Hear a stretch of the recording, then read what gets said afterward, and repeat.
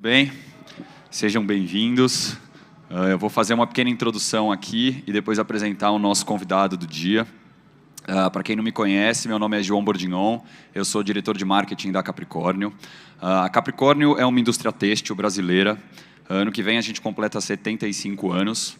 Há 30 anos a gente é especializado em denim e nos últimos 4 anos eu, junto de um time muito especial e muito profissional, a gente tem liderado uma transformação grande na Capricórnio, reposicionado a marca, reposicionado o portfólio de produtos, e a gente está muito satisfeito com todo o resultado que a gente já alcançou até aqui. Sabe que ainda tem muito trabalho pela frente, mas um trabalho gostoso. Estamos todos animados aí pelo caminho que a gente está trilhando. O nosso showroom aqui na Denim City ficou lindo, muito especial. A gente está realmente bem feliz com esses últimos... Enfim, ontem e hoje, muito cliente visitando, muito parceiro. A Denim City é um hub incrível. A gente está muito feliz em participar desse projeto e acredita muito na força da conexão de todas as empresas aqui presentes com o mercado para a gente realmente levar o nosso Brasil para um futuro brilhante, cada vez mais azul e inserido aí no universo do denim mundial. O meu convidado de hoje, quando a gente teve um horário de palestra aqui, a gente quis trazer uma pessoa que conseguisse conversar um pouco sobre um tema que a gente trouxe com muita força nesse lançamento. A gente definiu falar sobre brasilidade na inauguração do nosso showroom aqui na Denim City. Esse foi um tema presente numa coleção que a gente fez, que é um dos macrotemas que a Gil Castelo Branco apresentou hoje, está no nosso YouTube, foi ao vivo há pouco tempo atrás e já está disponível para quem quiser ver. A gente fez um fashion film lindo com o tema brasilidade também, que tem como fundo lambe-lambes lindos do nosso super parceiro Tecnoblue. Vocês têm que vir visitar aqui o showroom dele também, que o fundo está lindo e foi fundo para o nosso fashion film. A gente tem a campanha Qual o Tom da Sua Jaqueta, que o tema era brasilidade, 16 estilistas de todo o Brasil interpretaram toda a cultura da sua região para transformar 1,5 metro de corte de tecido numa jaqueta linda.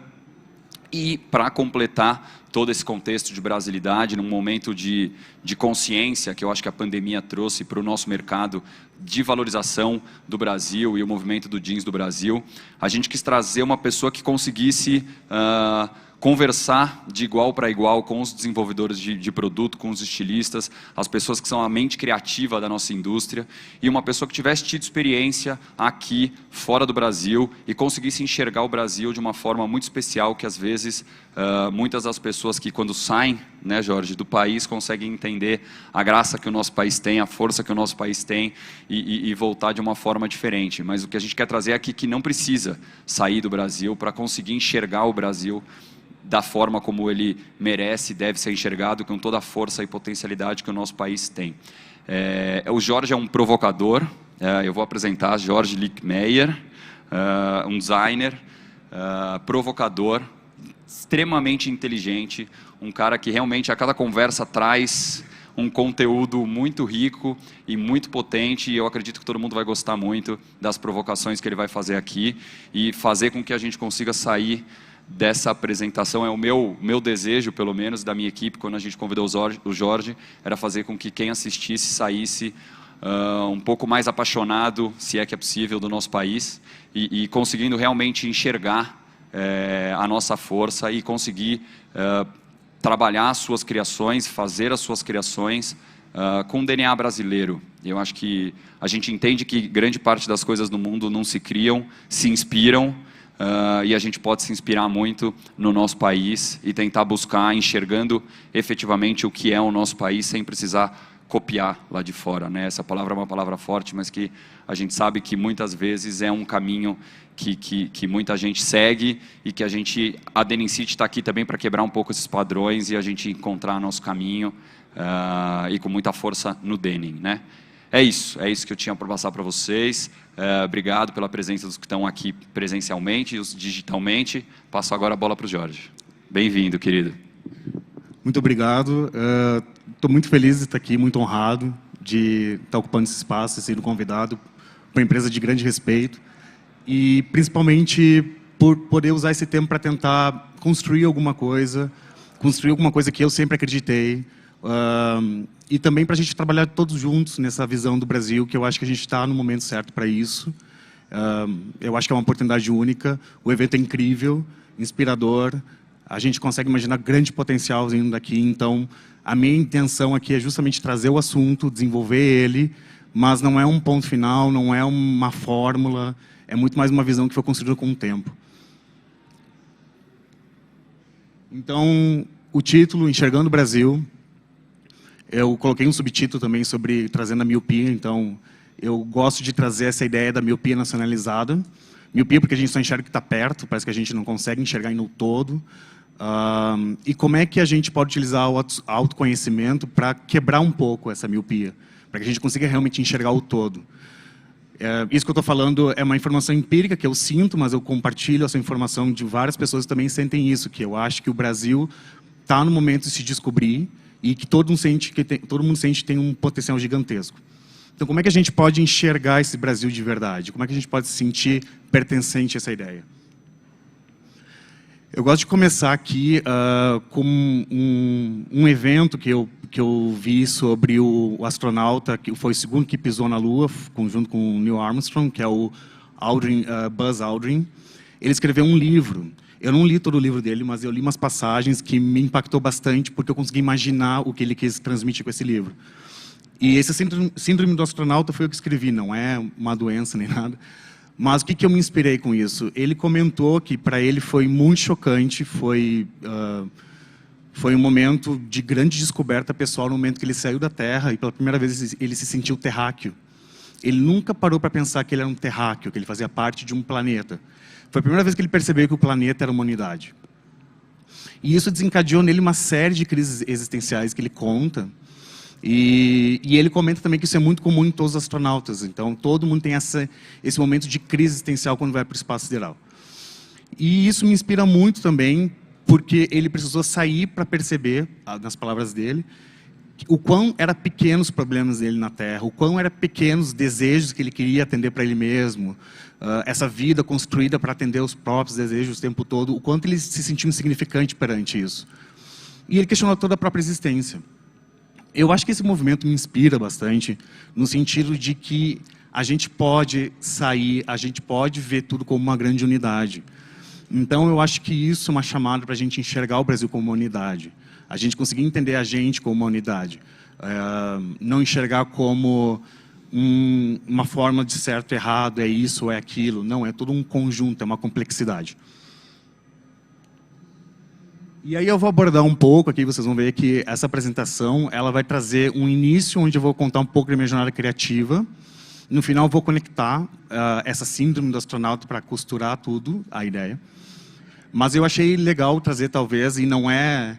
Talvez possa soar um pouco egóico, mas não é a intenção. Acho que é trazer, porque hoje eu me vejo como um profissional criativo que eu sinto que eu sei exatamente o que eu sou. E eu sinto que tem muitas pessoas que trabalham na criação que têm essa dificuldade de criar uma identidade. E essa identidade ela é construída se conhecendo, quebrando algumas barreiras. Mas, de novo, não é nenhuma fórmula. Então, eu vou contar um pouco da minha jornada, de quando eu comecei ali, principalmente na Renner, fui para a Adidas, e depois eu vou passar para o segundo ponto.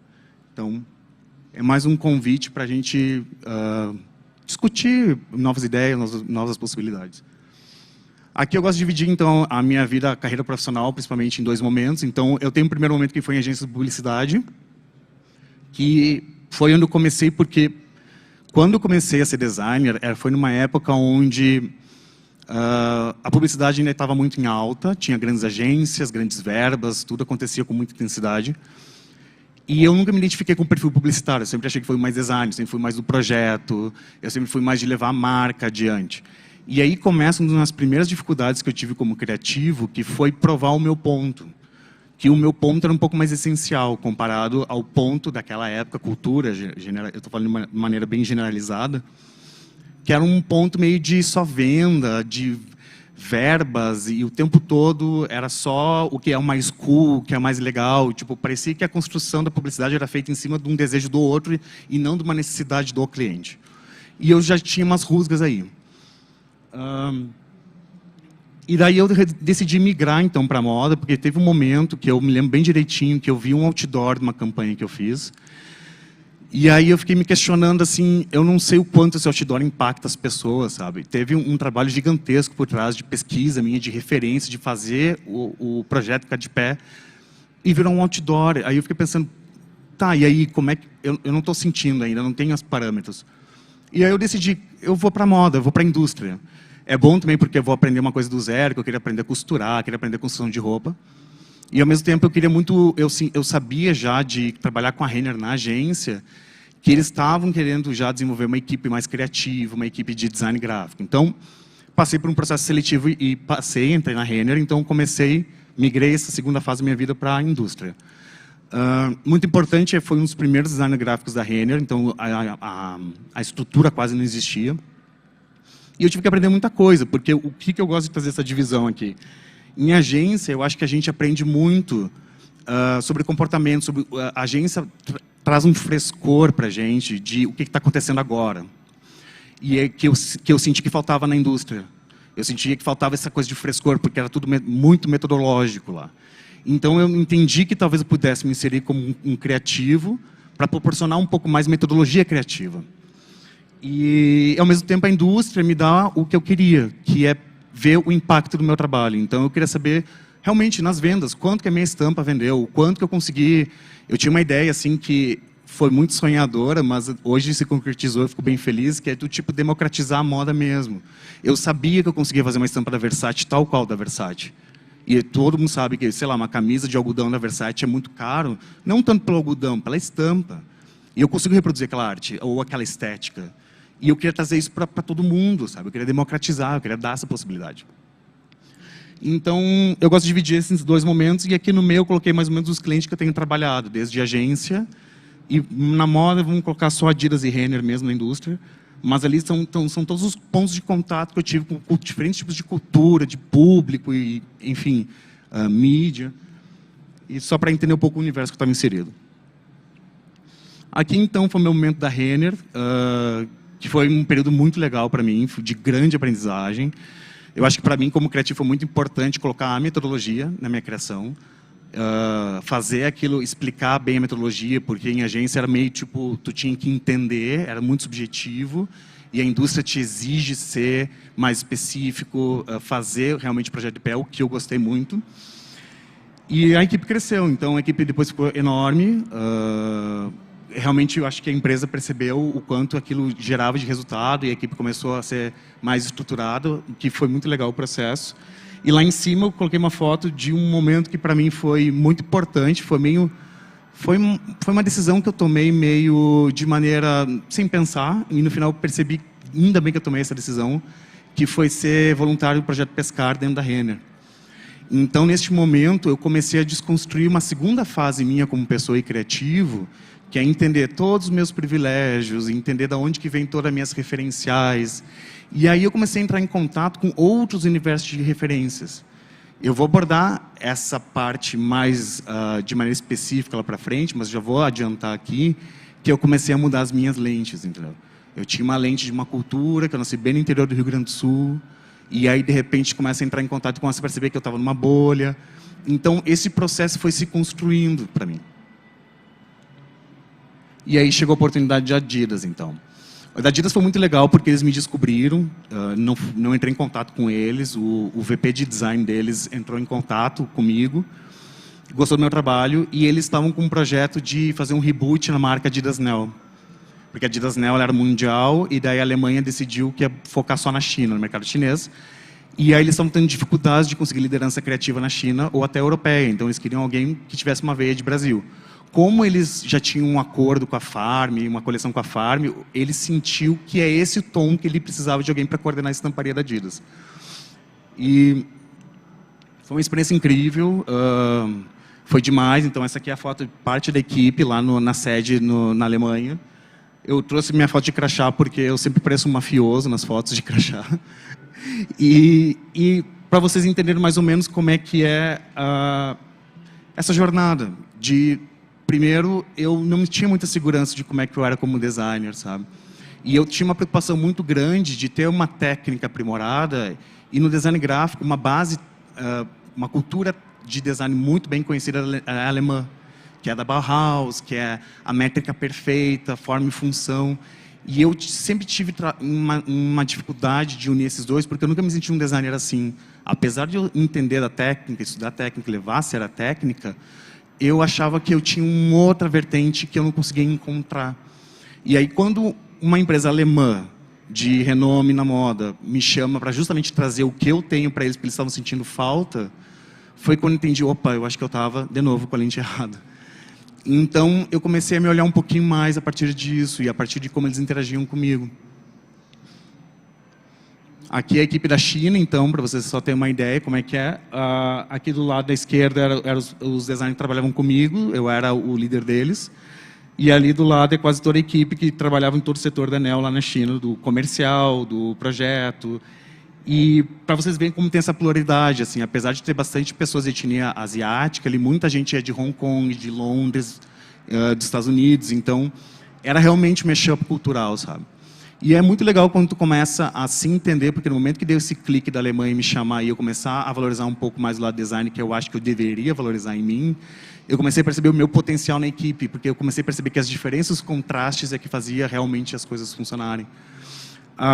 Mas eu tenho que também dar o valor à Adidas, porque, diferente de muitas empresas que eu já trabalhei aqui, a Adidas é muito bem estruturada na criação.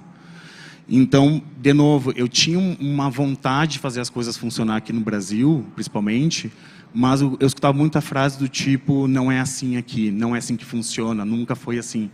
E eu ficava muito em dúvida, porque, querendo ou não, eu não sabia o que eu deveria fazer, se eu estava tão errado ou não.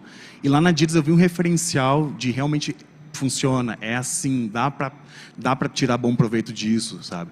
Eu acho que a coisa mais impactante que tem para mim da Adidas é que eles têm um VP de design. Então, é um vice-presidente que responde aos acionistas da Adidas pelo design. Não é por número, não é por venda, é por design. Então, eu fiquei pensando assim, quantas empresas aqui estão trazendo a criação como um aporte e com técnica, sabe? Eu ainda sinto que existe uma informalidade na criação, porque eu acho que ela está muito atrelada à criatividade e à imaginação. E lá não, lá tinha técnica. Então, isso me reforçou muito como designer. Não, peraí, eu tenho um caminho a seguir aqui, eu acho que posso melhorar o que eu sou, como eu vejo. E aí aqui eu trouxe algumas coisas que já começaram na minha construção também, desde que eu voltei para o Brasil, que eu uso esse conhecimento, que são as barreiras culturais, que são as barreiras de, enfim, de realmente de experiência. Então, por exemplo, aqui, deixa eu ver o laserzinho aqui. Então, aqui, foi o primeiro dia que eu estava no meu apartamento e eu não tinha número de telefone da China, não é permitido o Google lá, não conseguia traduzir, e eu não sabia como usar a máquina de lavar. E eu tive um problema muito sério, que estava nevando em Xangai e eu não conseguia ligar o ar-condicionado no quente. Então, passei muito frio, porque não tinha cobertor ainda, não tinha nada. Tive que dormir com as minhas roupas. Então, tipo, a primeira barreira cultural, sabe? E aí tu começa a pensar assim, nossa, como é que eu vou resolver isso? E eu lembro que eu fiquei tentando encontrar muitas maneiras criativas de tentar resolver isso. Não consegui, passei frio essa noite. Mas é interessante, assim, trazer que é outro mundo, eu não esperava por isso, não tinha pensado nisso, na verdade. Aqui embaixo é uma coisa que me chama muita atenção na China, que é engraçado, que é essa posição deles. Eles ficam assim para tudo. Eles ficam assim para descansar, eles ficam assim para tirar foto. E eles têm, me dói essa articulação só de ver. Só que é interessante porque para eles é tão normal, para eles é tão o deles. E toda vez que eu vinha fazer isso, me chamava atenção. Não sei por como eu vou usar essa informação, mas eu acho que é alguma coisa que alimenta, eu tenho uma sensação, sabe? Então, eu fico reparando nesses detalhes. Isso aqui, eu fui lá num zoológico, eles tinham um jegue no zoológico, um animal exótico. Então, eu achei muito engraçado. Eu falei, esse bicho é do meu país, tem lá no meu país, sabe? Então, enfim, engraçado esse contraste. Outra coisa muito legal é que eles têm, isso eu não sabia, os asiáticos, mas muitos chineses, eles têm a música muito forte. Na minha cabeça, quando eu vejo programa de música, eu vejo muitos Estados Unidos, né, American Idol, aquela coisa da Beyoncé e tal. E daí eu fui entender, depois eu fui ler um pouco, porque eu precisava, de que a cultura de música deles é muito mais forte. Eles têm muito mais técnicas, inclusive, assim, tipo, não vou dizer que é mais técnica, mas eles realmente estudam isso. É muito forte neles. Tão forte que karaokê tem em tudo que é lugar, assim, tem no metrô, cabinezinho de karaokê para te cantar, e as pessoas cantam sozinhas para descansar. Então, de novo, isso é chocante para mim, e até para mim como brasileiro, que a gente sempre se enxergou muito como, a música é nossa, a gente é musical. não, a gente é do nosso jeito musical, a gente tem nossas características, mas eles também são muito musicais. Então, de novo, isso é legal para mim ver como contraste. E para não me demorar muito, mas banheiros. Lá, obviamente, Xangai e Beijing são cidades bem adaptadas para estrangeiros, mas na sua grande maioria, se eu ia numa boate, por exemplo, isso aqui era uma boate que era muito legal, era uma boate super underground, e aí eu percebi que é assim o banheiro deles, e eu reparava também que era assim o banheiro deles. Então, de novo, mais um choque cultural, né? E aí tu começa a entender, talvez, a conexão, né? Porque será que eles estão acostumados a fazer necessidade dessa maneira, por isso que eles têm esse tipo de equipamento, e daí começa a me vir um monte de sinapses, de conexões. Por isso que é importante a gente sair das nossas lentes, entendeu? Por isso que eu acho que é importante a gente começar a observar e reparar outras coisas. Aqui são alguns outros detalhes que eu gostei muito de ver lá. Eu poderia passar horas mostrando slide de coisas que me chamaram a atenção lá. Mas eu estou trazendo alguns pontos só para a gente encostar, para a gente poder discutir mais tarde, se vocês quiserem. Mas, primeiro slide, então, trem-bala. Eu achei fantástico morar num país onde a infraestrutura é muito avançada. Tudo é muito eficiente, tudo é muito rápido, dinheiro não existe, está tudo no celular. Eu aluguei o apartamento, a conta de água, luz e energia vinha automaticamente, porque o governo já tinha uma conexão do meu identidade com o apartamento que eu aluguei. Então, já vinha na minha conta direto, era muito automatizado. Esses ovinhos eu achei um amor, porque eles têm a cultura do chá muito forte, né? Então, eu acho legal porque eles tentam combinar então essas ideias. Então, eles fazem menininhos para os ovos com tipos de chás para dar aroma. E fica fofo. Enfim, eu achei meio fofo. Não acho que é grandes coisas, mas acho que são detalhezinhos legais que são muito culturais dele. E isso aqui, eu amei isso. Eles são muito da dança, assim. Muito, muito, muito. Toda hora que eu saía para qualquer lugar, tinha grupo de pessoas dançando, se exercitando. Geralmente pessoas mais velhas, mas não só mais velhas. E era incrível ver isso, sabe? Tipo, isso aqui, eu acho que eu me lembro, era umas 11 da noite. Era umas 11 da noite. Eu tinha no The Band, quando eu estava voltando pro hotel, estava lá dançando, se divertindo. Então, é interessantíssimo ver isso, sabe? Porque, de novo, o que mais me choca é isso. Eu tinha a ideia de que nós éramos dançarinos, que nós éramos da música e que isso é Brasil, só que eles têm o jeito deles também de ser. E eu acho importante trazer isso para a gente começar a criar os contrastes necessários. Por fim, aqui na China, então, só para não me estender muito, isso aqui é no escritório da Adidas, então, isso aqui foi bem no final do ano, e daí era do ano novo. Não, na verdade, isso aqui foi porque o escritório tinha sido inaugurado, um novo escritório. E eu sempre achei que isso aqui era um dragão, na verdade, um leão. Depois eles explicaram. Então, para mim, como designer visual, é interessante ver como eles representam um leão, sabe? E aí eu comecei a entender um pouquinho mais também da construção estética deles, esses detalhes. Enfim, eu acho isso interessantíssimo. Isso aqui que eu achei fantástico também, quando eu fui na cidade antiga, lá, as construções que eles fazem de lanternas. E esse era um ano do porco, que era um ano que eles me contaram, que é um ano que eles têm um certo medo, porque o ano do porco é um ano que tem que economizar, é um ano que pode ser ruim. Mas eles tentavam ver tudo do bom do porco, sabe? A questão de realmente que a economia às vezes é importante, que a gente não pode pensar só em produzir. Tem vezes que a gente tem que conter um pouco mais. Então essas dinâmicas tu sentia lá, não era explícito, mas eu absorvia. E aqui, enfim, só para mostrar o meu prédio favorito de todos, que é Pearl Tower. Eu fiquei apaixonado por esse prédio, eu ia diversas vezes lá. Mas, na verdade, eu só trouxe essa foto porque eu não consegui trazer... Quer dizer, eu não tirei foto do que aconteceu. Mas eu estava no Ano Novo Chinês lá na China, não consegui viajar, porque recém tinha chegado lá. E aí, quando eu fui nesse lugar fazer... Porque é uma semana de folga, quase um mês de folga, de férias deles. Muitas famílias me pararam aqui para tirar foto. Muitos chineses, famílias chinesas. Eu tinha que tirar foto com todo mundo. Com o tio, com a tia, com o sobrinho, com a mãe, com a avó. E eu não entendia. E aí eles falaram que no Ano Novo Chinês... Quem é de Xangai, que tem condições, viaja para outros lugares. É a férias das pessoas, são as férias. Mas quem não tem grana, vai para Xangai para visitar os pontos turísticos e eles nunca viram gringo. Então, para eles era uma coisa muito incrível, gringo, sabe? E aí eu comecei a perceber isso, sabe? Do tipo, o quanto eu chamava atenção lá. E qualquer pessoa que não fosse asiática chamava muita atenção. Então, é um episódio engraçado que eu queria trazer. E aí, dado isso, eu gosto de trazer isso aqui um pouco para quem é designer. E é meio que eu tento mostrar que há caminhos, tá, a respeito da sua própria construção criativa. Eu sempre achei que, sendo design gráfico, eu ia trabalhar com uma coisa específica, que é a imagem, máximo estampas ou layouts para comunicação e tudo mais. Mas eu comecei a perceber, e isso foi muito automático, que eu conseguia trabalhar com outras vertentes também. E muito dado a minha experiência, e muito dado pelo que eu abri, que usei outras lentes, que eu me possibilitei conhecer outras coisas, ela me deu, não digo nem respaldo, mas eu acho que ela me deu a confiança de entregar isso, e eu consigo ver o resultado positivo depois. Consigo ver os projetos que eu coloco dando resultado de venda, dando resultado de conversão de marca. Então, de novo, hoje eu tenho confiança muito porque eu acho que eu me possibilitei me conhecer. E é um processo constante, não acabou ainda.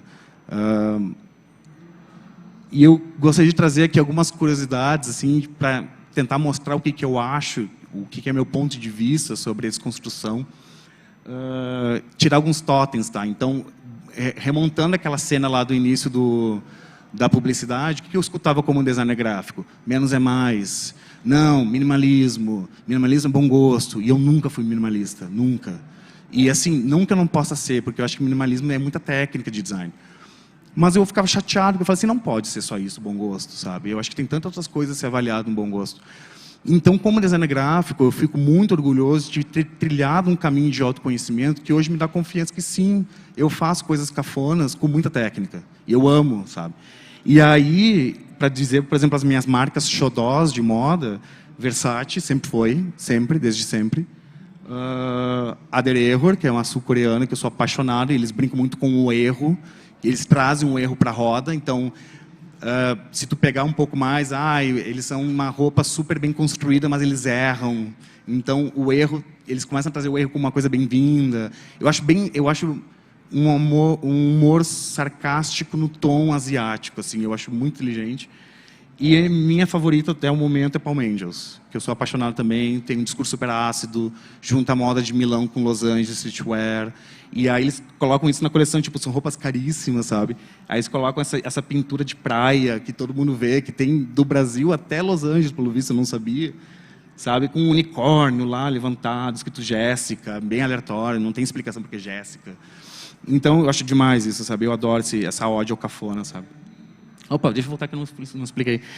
E aqui, daí eu comecei a abraçar algumas coisas minhas que eu tinha vergonha de falar. Então, por exemplo, assim, eu sou um apaixonado por montanha-russa, sempre fui.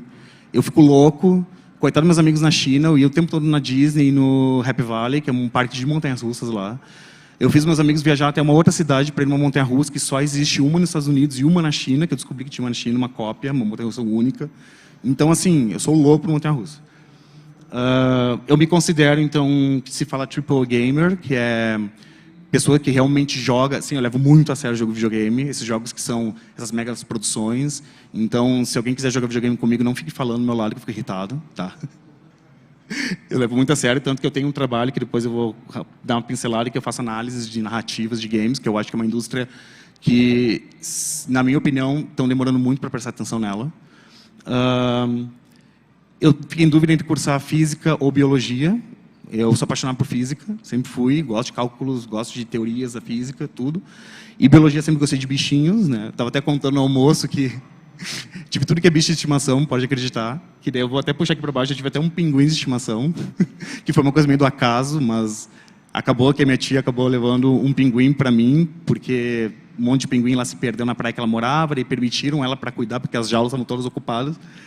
E aí eu lembro até hoje que eu era muito pequeno, eu levei o pinguim na aula, tipo, traga seu pet. Aí eu levei um pinguim, e o pinguim era do meu tamanho. Eu tenho uma fobia gigantesca por aliens, odeio, morro de medo, eu não gosto de ficar em lugar escuro porque eu tenho medo de que apareça um alien. E a Brona, que é a famosa da internet, que lê a astrologia, ela fez meu mapa astral um dia lá em casa, um pouquinho antes de ir na China, eu chamei ela. E ela disse que eu tenho um trígono de água que é muito raro e que eu deveria me exibir para todo mundo. Eu tenho um trígono de água, mas eu não entendi quão importante é isso. Mas ela falou, tem trígono de água. Então, eu queria dar essas pinceladas da minha jornada, que, de novo, eu não acho que foi assim uma jornada, oh meu Deus, eu fiz isso, meu trabalho árduo. Não, eu acho que é uma construção. Eu acho que a maneira como eu vivo, que eu gosto de, talvez, dizer para os outros que talvez alguém goste também, é levar um pouco mais a vida na consequência, não tanto na causa. Não tentar planejar as coisas assim, tipo, eu quero um dia chegar num cargo alto X. Eu acho que eu nunca planejei exatamente isso. Eu sempre pensava assim, vou fazer um bom trabalho aqui, eu quero construir essa área, e daí as consequências vão vindo, sabe? Mas eu acho que é uma balança muito pessoal de cada um. Mas hoje, inclusive, eu faço psicanálise, que para mim tem me ajudado bastante na construção como profissional também. E para mim o segredo é isso, sabe? É o tu se conhecer, sabe? Até onde a tua construção de profissional e criativo é porque tu viu alguém fazendo ou porque alguém mandou tu fazer desse jeito, porque é o jeito que é conhecido por ser bom, ou até onde aquilo faz realmente sentido para ti, sabe? E eu acho que isso vai puxar o gancho porque a gente está vendo hoje na indústria, em todas as áreas, porque está acontecendo uma mudança muito grande. E é onde eu vou entrar um pouco, vou dar uma pincelada também agora aqui sobre o hoje, que eu acho muito importante que para enxergar, a gente tem que entender o que está acontecendo mesmo. Tá? Essa informação não é nova, não é, enfim, nenhuma descoberta das Américas, mas o digital. Então, o digital realmente, hoje a gente vive um mundo unido do digital e do físico. Mas eu gosto de trazer um outro contraponto. Vou falar contraponto depois. Eu gosto de trazer assim, ó, só para começar a desenhar esse contraponto. O que é, eu acho que é a maior mudança de mentalidade dessas gerações? Eu não gosto de colocar as gerações como tipo assim, tu é baby boomer, então tu só pensa assim. Não é isso, sabe? É que a pessoa foi incentivada por muito tempo a pensar daquele jeito. Tem pessoas que têm personalidade mais flexível, que se adaptam, tem pessoas que têm menos flexibilidade, se adaptam menos. Então eu não gosto de colocar as pessoas dentro desse quadrado, mas eu gosto de colocar que existe uma motivação por essa construção. E para entender hoje, a gente tem que entender a motivação. Então, até antes da internet, a gente pode dizer que tudo era muito centralizado. O que isso quer dizer? Quer dizer que eu dependia de grandes instituições para fazer o que eu queria. Então, o dinheiro é centralizado pelos bancos, a minha espiritualidade é centralizada por religiões, e assim vai. A política é centralizada por políticos. Então, tu começa a ver que tudo tinha um ponto de encontro. Com a internet, começou a se experimentar, porque as pessoas começaram a se conectar, uma descentralização. Ainda existiam as instituições, mas elas eram alimentadas por outras frentes. Então, de novo, eu não dependia mais para comprar uma roupa muito boa de uma grande rede de lojas.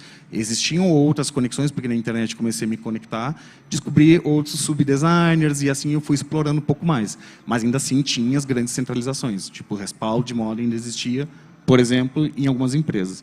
E hoje, com o desenvolvimento da internet, com a pulverização da internet e com o algoritmo, todos esses avanços tecnológicos, pulverizou, virou literalmente uma nuvem, um vapor. Então, é todo mundo ao mesmo tempo se retroalimentando. Para mim, a maior prova disso, trabalhando com publicidade, é, por exemplo, tu vai comprar um produto, tu não dá mais bola para um comercial, para as qualidades do produto, vai no Reclame Aqui. Tu quer ver o quanto a pessoa está reclamando daquela marca, tu vai review de YouTube. Então, assim, de novo, a marca é importante para mim, porque ela me dá um respaldo de qualidade, mas eu quero verificar com outros. Então, essas conexões têm quase o mesmo peso, sabe? E aí, o caminho de conexão é tu que faz, então não existe um caminho certo. E daí eu vou trazer uma associação que eu gosto muito. Particularmente, isso é um pouco... Tem bastante de empírico aqui, porque tem muito de minha interpretação. Tem estudos sobre isso, que é uma linha de estudos que eu desenvolvo, que é a economia das emoções. E esse é uma formatação que eu gosto e que me serve para analisar algumas outras coisas. A gente pode se aprofundar mais, caso alguém queira. Mas eu gosto de trazer o seguinte, a gente vivia um tempo cronológico. Eu não sabia que existia tempo cariológico. E eu já vou chegar nessa parte. O tempo cronológico é o que todo mundo conhece. Então, é aquele tempo representado pelo relógio, segundos, 1, 2, 3. O que eu tiro de lição disso? O cronológico, porque o tempo é abstrato. E para nós desenvolver nossa sociedade, para nós desenvolver coisas, a gente precisava dar forma para essa abstração. Então, por exemplo, tempo se adquiriam números para a gente poder contabilizar. Economia, que é abstrato, valor de moeda é abstrato, a gente teve que dar um número. Então, a gente começou a cristalizar isso em formatos. Só que o Deus Cronos, ele não sobrepõe coisa, uma coisa ou outra. Então, se eu estou vivendo no tempo cronológico, ou eu decido, ou eu vou fazer comida, ou eu vou trabalhar, por exemplo. Ou vou fazer isso ou aquilo, eu não consigo sobrepor as coisas. E aí veio o digital. E daí o digital, para mim, é representado pelo Deus Kairos. O Kairos, na mitologia, ele é um Deus que é do qualidade de tempo. E ele quase consegue, o que se relata, assim, eu não sou um grande especialista, mas o que eu li, é que o Cronos não afetava o Kairos. O Kairos era imune ao Cronos. E isso deixava o Cronos, inclusive, louco na cabeça. Então, o que eu acho que o digital é importante? Porque com o digital, então, eu acredito que o Cronos começa a não perder função. Eu não gosto de dizer, não é abrir mão de um pelo outro, mas ele começa a perder forma. E a gente começa a quebrar as barreiras e dar mais outros significados não tão fechados, que eu vou explicar agora um pouquinho mais aqui. Então, aqui é só um exemplo das gerações, de como a gente chegou nisso. Então, existe um motivo para a gente começar a ter essas quebras de barreiras. Então, Baby Boomers, geração X, são mais realidade. O Y começou, então, entrando no digital, começou a viver os dois juntos, mas eram bem separados. Então, eu tenho uma vida digital bem separada da minha vida real. E os nativos digitais já são tudo junto, tudo misturado, tudo acontece ao mesmo tempo. Então, é quase como se a gente quebrasse o Cronos, o próprio Cronos parou no tempo dele e a gente consegue perambular o tempo que quiser ali dentro dele. E eu já vou dar exemplos melhores. Aqui é um exemplo do futuro computacional. Então, de novo, hoje a gente tem o computador binário, zeros e uns. É um ou outro, um desliga, outro liga. E é assim que funciona toda a programação e tudo mais.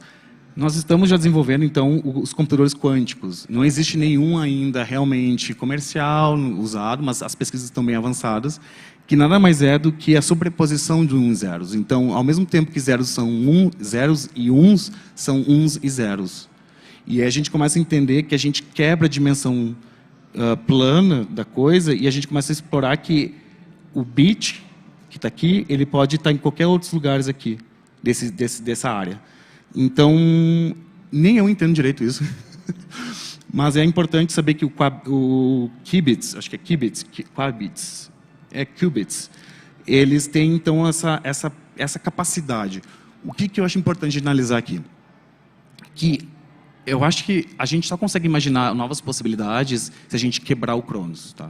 Acho que a gente está ainda muito, por uma série de motivos, preso ao Cronos, ao formato. O que é que eu conheço que dá certo? O que é que já foi feito que dá certo? Vamos quebrar um pouco esse formato. E aí é um exercício. Eu vou trazer outro exemplo aqui. Esse aqui é um gráfico clássico que a gente conhece. Então, né, 2 dimensões, um número X, porcentagem, que seja. Eu estou formatando isso. Eu tive contato com, na DIRS principalmente, em gráficos em algoritmo, que assim, não tinha número. Por exemplo, escrever o sortimento de uma loja. Tinha 2 lojas, porque a China tem uma divisão das regiões em tiers, que são poderes econômicos, que eu acho uma divisão bem inteligente, inclusive. Então, as cidades são divididas pelo poder econômico e isso impacta muito mais na cultura do consumo deles do que, por exemplo, o Brasil, que é sul, sudeste, norte, que existem muitas coisas iguais e, enfim, não representa tanto aquela cultura. E aí é legal, porque a gente olhava o gráfico, não tinha número. O gráfico ele tinha assim... Opa, peraí.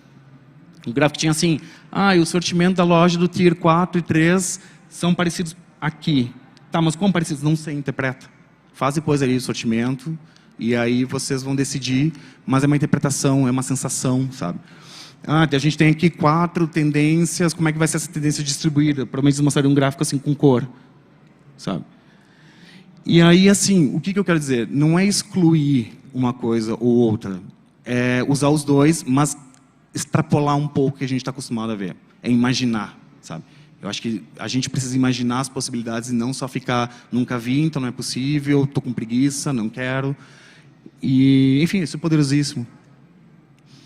E aí lá, inclusive, eu tive contato, não é foto, porque, enfim, a Adidas não me permite, obviamente, fazer backup de nada que eu tinha no celular deles lá, que é o celular da empresa.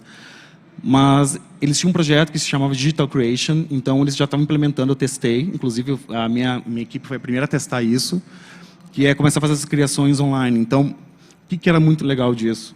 A design de produto criava, ao mesmo tempo que eu fazia a estampa, e a gente trabalhava em nuvem, ela puxava as modelagens de um banco que já tinha lá, eu colocava a estampa, eu colocava o tamanho do rapport, tudo, a técnica, tudo ia ali.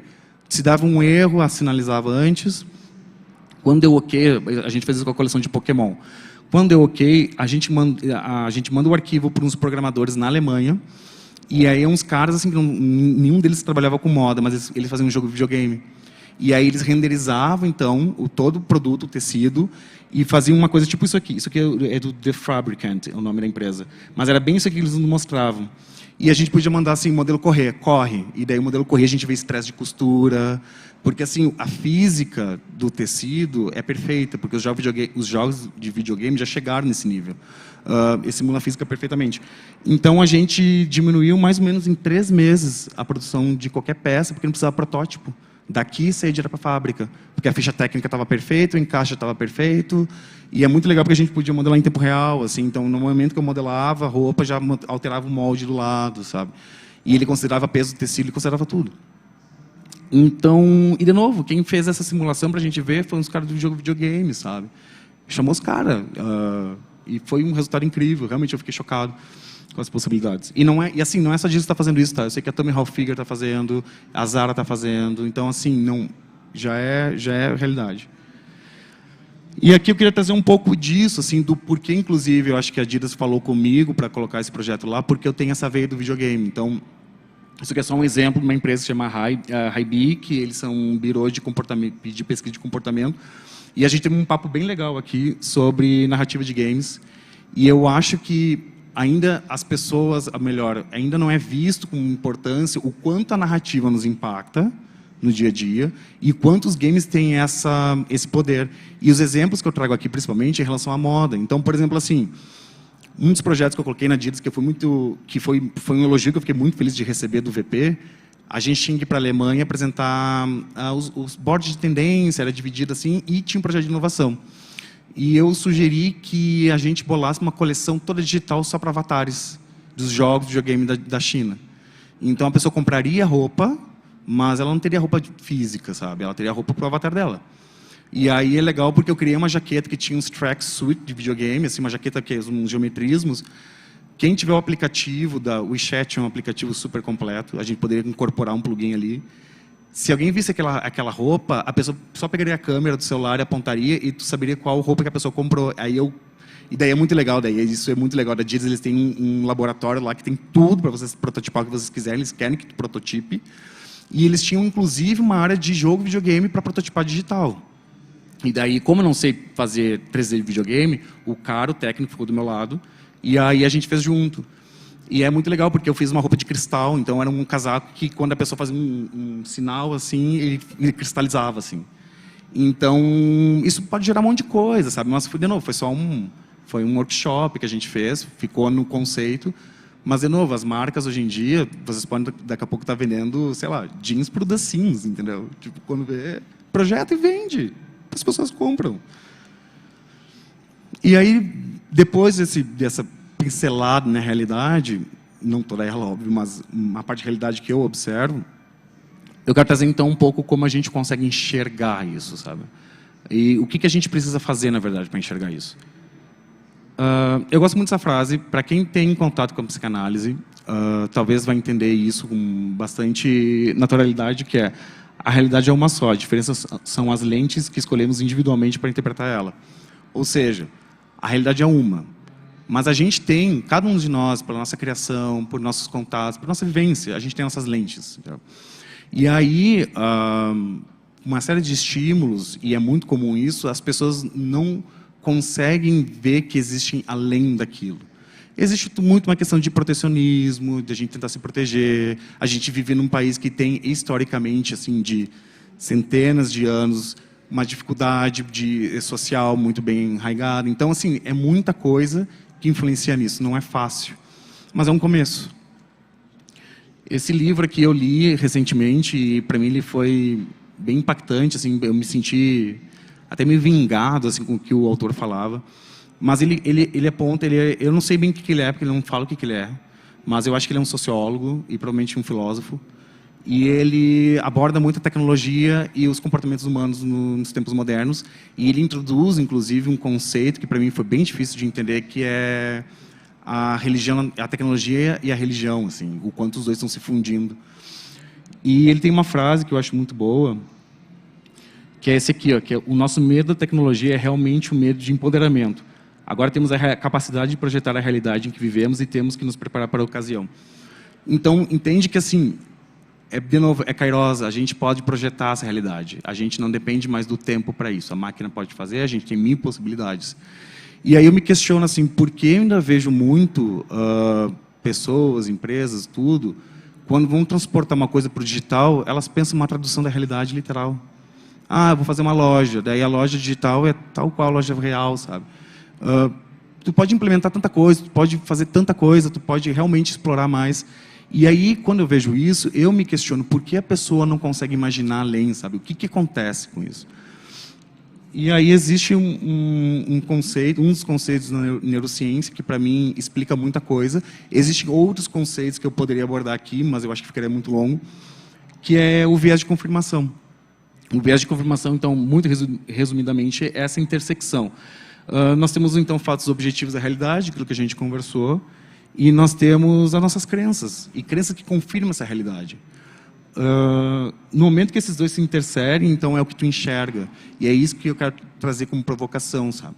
Você está enxergando muita coisa que tem influência do que tu crê. Então, às vezes, as oportunidades ou inspirações podem passar bem na tua frente, mas tu não estava preparado para entender aquilo porque não faz parte da tua lente, sabe? E eu posso falar isso, inclusive, porque para mim foi um outro momento muito chocante, que foi recente. Eu fiz uma marca para umas meninas lá de Porto Alegre, e no briefing elas pediram assim, tem que ter influência afrofuturista. Era uma das exigências. Eu conhecia afrofuturismo muito por estética de design, mas eu não conhecia a fundo. E aí, quando eu comecei a estudar, até porque, de novo, é uma cultura negra, então eu me sentia muito na responsabilidade de não fazer besteira, por ser um cara branco, um cara que cresceu numa casa católica, eu precisava respeitar aquilo, eu não podia levar com liviandade a informação. E eu até conversei com elas, elas se sentiam confortáveis com isso, então estava tudo certo, mas eu me dediquei muito aos estudos para isso. E aí foi muito louco tu perceber que, assim, o afrofuturismo, só alguns detalhes que eu aprendi, eles têm uma conexão muito grande com o movimento. E aí eles têm a tecnologia de movimento para as coisas, que é uma coisa que a gente não vê muito na nossa cultura. Então, por exemplo, me lembrou na hora a série, aquela The Way, que a pessoa literalmente se teletransporta utilizando o movimento do corpo como uma tecnologia. Outra coisa, os deuses no afrofuturismo, eles convivem na sociedade moderna. Então, os deuses estão lá nos livros escritos, nas imagens ilustradas, os deuses estão no meio de todo mundo, com roupas super tecnológicas, e a tecnologia deles, eles não associam a tecnologia ao metal como nós. Eles associam a tecnologia muito mais ao movimento, eles associam muito mais a outros elementos que são mais totens do que metal. E daí eu fui entender que o metal é uma construção muito europeia que a gente tem, é uma construção de tipo, sei lá, um iMac, eu só vou ver que ele é tecnológico porque ele é todo metálico, esfumaçado e tal. Então a gente vê isso automaticamente como tecnológico, mas é uma lente. E aí é um convite para descobrir esse Brasil, porque eu acho que a gente não enxerga na totalidade ele. E aí eu trago isso muito como uma provocação, porque tem muita coisa importante acontecendo no Brasil. E coisas, quando eu falo importante, são coisas que podem dar resultados mesmo, sabe? Não é só uma minoria, sabe? Então, obviamente, isso aqui, que está começando esse movimento de retratar mais nas campanhas, de trazer mais a pessoa negra. A gente sabe que a população negra do Brasil é maior que a branca. Então, isso aqui, claro que é importante retratar com todas as características de cabelo, cultura. Isso aqui eu acho muito legal, então eu sigo ela, a Madame Dollar Gamer. Ela, enfim, eu não sei dizer exatamente se é uma drag, mas acho que é uma drag. Mas ela não se define muito, e ela joga jogos que eu gosto, e ela analisa, e então também tira um pouco essa ideia de jogo, de gamer, nerd, sabe? Tipo, aquela estereótipo que a gente tem. Não, gente, gamer, pelo amor de Deus, sabe? É a Madame Dollar, e ela é muito engraçada. E aqui eu gosto muito de como foi tratado, então, por exemplo, sai um pouco do estereótipo da carioca, sabe? Da carioca, tropical, arara, palmeira, praia. Sai um pouco da Catarina, de Santa Catarina, que também tem muito essa cara de praiana, areia, tem uma pegada aqui um pouco mais limpinha, natural. Então, trazer um pouco mais essas vivências. Mas, de novo, não é para excluir o que já foi feito, sabe? É para compor. O digital, ele fala em somar, sabe? O digital, ele soma, não é para excluir. E aqui algumas referências que eu acho assim, então, que é de maduro, e para mim são o que representa o Brasil hoje. Então, por exemplo, assim, Pablo Vittar, cara, uma drag que para mim representa o Brasil porque é a sensualidade pura, entendeu? Se tem uma pessoa que sabe ser sensual, é Pablo Vittar, sabe? E, de novo, ele traz muitas referências da música da região dele, remixa, faz o mashup. Então, assim, de novo, ele está empoderando uma música que antes era vista como lado B. E está aí. Luísa Sonza, funkeira, um pouco de tudo, mas é do lado sul, sabe? Funkeira não é só carioca, sabe? Tem outros tipos de funkeira, tem outros tipos de universo para ser trabalhado. O Emicida, um rapper muito intelectual, cara, sabe? O rapper também não tem que ser só aquele cara com um slang na linguagem, com maneiras de falar. O cara conversa sobre tudo com muita profundidade. Então, de novo, sabe, de quebrar esse estereótipo do rapper, a banda O, que eu acho incrível como os caras conseguem trazer coisas muito modernas, eles são muito antenados. E eles sempre trazem referências musicais e misturam com a brasileira, com o cafona mesmo. Os caras não têm medo, sabe? O Jalu, que para mim eu acho incrível, hoje ele não está mais com essa estética, mas eu gosto de trazer ele nela, porque ele é um índio tecnológico. E eu acho muito legal, porque uma vez conversando com uma pessoa que estudava comportamento, falou, lógico, Jorge, que ele é um índio tecnológico, porque Belém do Pará é famoso pelo tecnobrega, eles têm uma conexão direta com tecnologia. Manaus é um polo industrial, sabe? E aí tu começa a quebrar as coisas, putz, cara, Amazônia, polo industrial, e eu nunca enxerguei isso, sabe? E MC Tá, então, que traz o afrofuturismo de uma maneira muito moderna, sabe? Com elementos muito do jovem hoje, e ela mistura, então, de novo, quebra um pouco esse paradigma que é só de uma maneira que a gente consegue representar uma cultura, uma religião e como ela se insere na música. Então a pergunta é, como é que a gente pode vestir as lentes corretas, né? E aí eu entro no último bloco, então, que eu vou finalizar, que é o costurando. Então, como é que a gente pega esse punhado de informações e a gente consegue tirar alguma coisa daqui? E essa frase, para mim, me impactou muito quando eu li, e foi bem no meu período que eu comecei a psicanálise. Então, o autoconhecimento é libertador, mas sempre uma má notícia. E eu acho que esse é o segredo, essa é a zona de conforto. Tá? Se libertar é ter a visão de que tu quer e entender o que está acontecendo. Eu acredito que controle é uma ilusão, não é controlar. É ter noção de que está acontecendo. Não ficar com sensação de perdido. Porque a gente que estuda um pouco sobre psicologia, o comportamento humano, a gente sabe que a pessoa que leva aquilo muito no sentimental, na raiva, é porque ela está defendendo alguma coisa. Então, é difícil para ela abrir mão daquilo. Quando tu tem conhecimento do que é, tu dá formato, entendimento a isso, tu consegue perambular, tu consegue quebrar tuas próprias barreiras, tu consegue sentir e evoluir com muito mais facilidade. Então, eu sempre trago isso. Tu quer realmente fazer a mudança, tu quer melhorar, tu quer sair da zona de, tu quer se libertar, sai da zona de conforto. E isso vale para tudo. E aí eu retorno para o síndrome do astronauta, que o que eu quero concluir com o síndrome do astronauta é que no início eu tinha pensado, putz, eu vou conhecer o Brasil só na hora que sair do Brasil, né? E na verdade não foi bem assim. Então, para mim é legal trazer, porque eu tinha uma expectativa até sobre essa ideia que eu já tinha escutado antes de sair do Brasil. E na verdade sair do Brasil foi só para confirmar que eu já acreditava. Eu achava que eu ia voltar assim, meu Deus do céu, e tenho novas ideias, e não, estava tudo dentro de mim o tempo todo. Eu acho que eu tive uma maturidade de entender que aquilo ali tinha lugar e que eu tinha que batalhar por aquilo. Mas, de novo, a gente tem que começar a enxergar a gente não como uma unidade, a gente tem que enxergar a gente como uma comunidade que tem as suas diferenças e que elas coexistem e que é isso que traz nossa riqueza.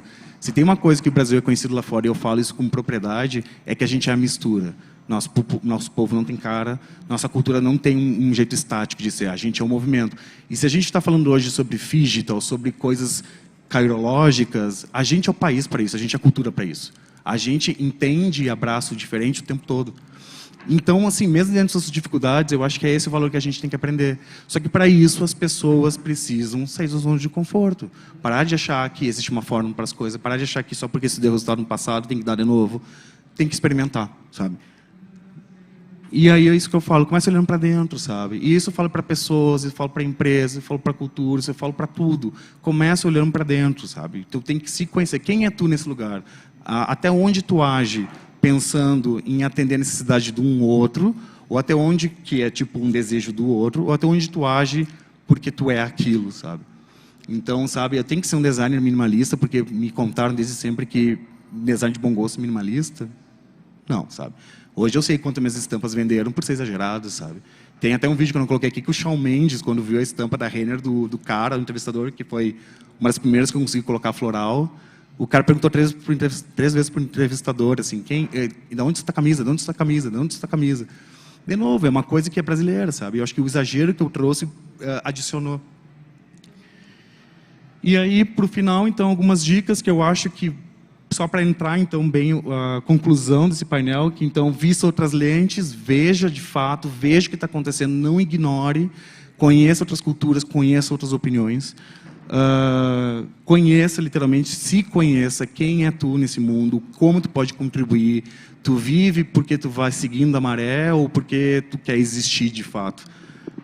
Considere lucros subjetivos, eu defendo muito isso, não é só dinheiro na conta que importa, é conceito, é inspiração, é engajamento, é toda uma subjetividade que não é considerada em relatório, que não é considerada em processos, isso é importante sim. E eu defendo que para fazer menos design thinking, fazer mais design doing, sabe? Menos ficar pensando em mais ação, sabe? Menos medo de planejamento, planejar riscos e mais ação. Não é excluir o planejamento de riscos, é se frear menos, ter menos medo. Opa! E é isso aí, pessoal.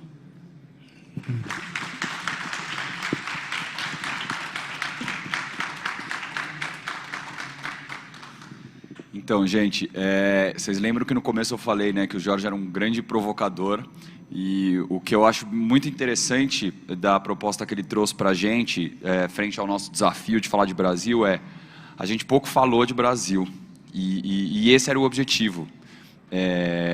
O Jorge traz uma reflexão e uma provocação de que para a gente conseguir fazer essa moda autoral, essa moda da vida real e autoral de verdade, como a Capri fala muito, né, e a nossa marca hoje tenta transmitir muito essa ideia, a gente tem que olhar para dentro, porque todos nós somos brasileiros, a gente tem os nossos filtros, as nossas crenças, e a gente vive isso aqui. Então, as famosas viagens de pesquisa são riquíssimas, né? Mas a gente nunca pode esquecer quem a gente é, né? Como brasileiro, e os filtros que a gente tem, e sempre saber, na viagem de pesquisa, colocar o filtro do brasileiro, né? E trazer para dentro de casa, não a cópia daquilo que está lá fora, mas sim como que aquilo pode te inspirar para, com a lente de brasileiro, criar algo autoral e que seja nosso. Porque, como ele mesmo disse, se tem um país que abraça as diferenças e é perfeito para criar algo autoral, é o Brasil, porque a gente é realmente uma grande mistura, né?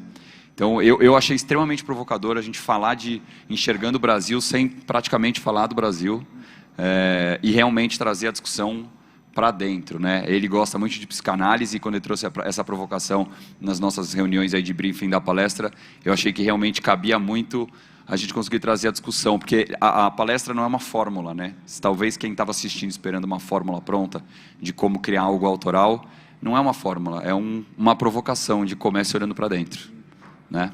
Muito legal. A Capri acredita muito em conectar pessoas, conectar propósitos de pessoas de diversas cadeias criativas e que consigam trazer sempre um olhar diferente para o mercado do denim. A gente vai continuar fazendo esse trabalho de trazer gente de todos os mercados e não falar só de denim, mas também de denim.